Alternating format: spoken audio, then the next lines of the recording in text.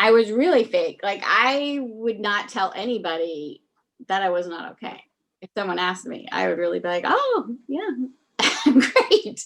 But I really wasn't. And I didn't speak up. Like I didn't tell people when things bothered me. Um, I didn't tell people what I really thought about things and now it seems like it's easier and especially seems like people are welcome to it. I think about the conversations I had with my brothers, and they were so welcoming of the honesty. And it kind of like opened it up that they could talk to me the same way, which is Right. really, Yeah, which means it's always been there. yeah. The honesty's always been there, but somebody's been impeding on that freedom to share honesty, which was you. Yeah, I got that. Yeah. Right. And I was doing some not great things to my kids. And I knew I wanted to get rid of that. I guess I call it a habit, but I was not talking great about their dad in kind of a manipulative way. Sure. And he had a big mistake. He got another DUI. He got arrested. I was like just like pointing it out, and then they would run to their dad, and I would be like, "Are they running to their dad? I'm the good parent. He's the bad parent. Like, what's wrong with them?" And that has changed. That is a really great thing. That is going to directly affect my kids going forward. Yeah. Do you see what the game that you were? I know you haven't done the advanced training, but that's a game. Yeah, I And get that so game.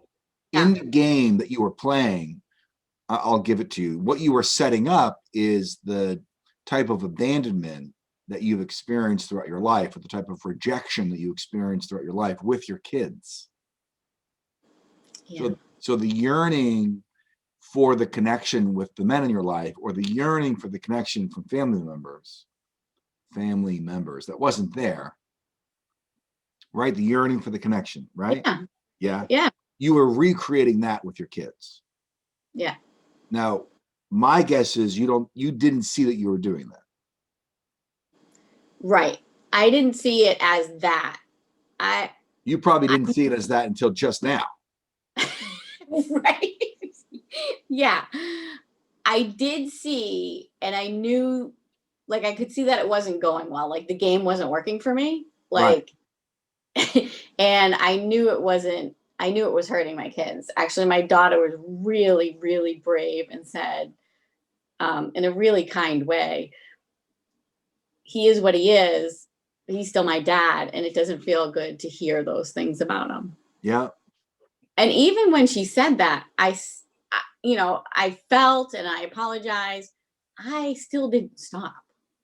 Right. Like there was someone walking by, like, how are you? I'd be like, great. My ex-husband just got arrested for his third DUI. And like I was like, what am I doing?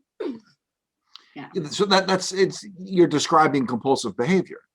Yes, it felt compulsive. Yep. Yeah, you're describing addictive behavior, Yeah. emotional addiction.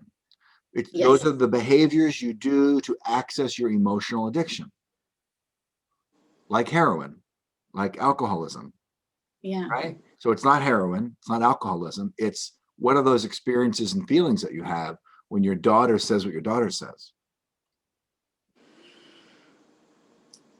I felt really guilty and bad and like a bad mom.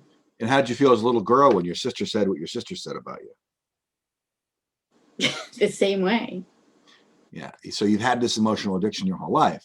How did you feel in the relationship with your husband when you couldn't fix him or help him?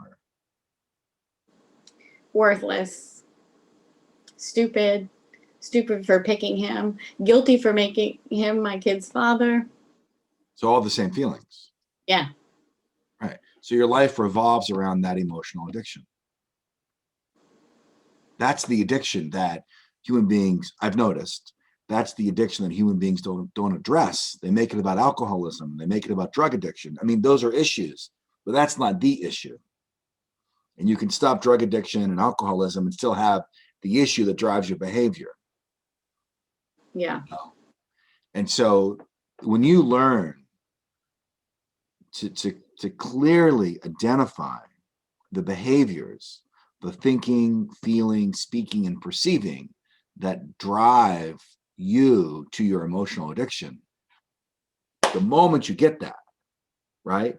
Like front of the hand, back, the moment you get the behaviors, you get freedom to create something new. It's Yep. it's the blindness. Yes. Yeah. That perpetuates access to the emotional addiction. And it's building the self-awareness that can be so painful. Yes. We don't want to see. And we don't want to see that we don't want to see. Right? Ask anyone, how are you doing today, sir? I'm fine. I am just super. Nobody wants to see. So, when you're willing to become a conduit for self-awareness, for example, now the interactions in your life become about generating potential and possibility. And that's a distinct, different way of operating than for my emotional addiction. Yes. So you see it. You see what I'm showing. Yeah, I got it. You clearly, yeah. I get it, and I'm living it every day. Yeah.